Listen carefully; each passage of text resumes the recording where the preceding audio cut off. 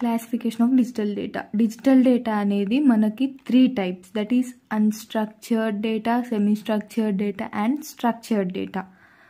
Unstructured అంటే మనందరికీ తెలుసు, లైక్ ఏ ఫార్మాట్లో లేకుండా ఒక ఆర్గనైజ్ చేసి లేని డేటా, అండ్ మనకి అది 80 to 90% ఉంది. సెమీ స్ట్రక్చర్డ్ డేటా అంటే half structured and half unstructured లాగా, అంటే కొంతవరకు స్ట్రక్చర్ చేసి ఉన్న data. And next structured data, ఇది ఒక ఆర్గనైజ్డ్ ఫార్మాట్లో ఉంటుంది, మనకి దీన్ని యూజ్ చేసుకోవడానికి ఈజీగా ఉంటుంది. స్ట్రక్చర్డ్ డేటాకి ఎగ్జాంపుల్ వచ్చేసి మనకి RDBMS, అంటే రోస్ అండ్ కాలమ్స్లో ఒక టేబులర్ ఫార్మాట్లో డేటా అనేది స్టోర్ అయి ఉంటుంది.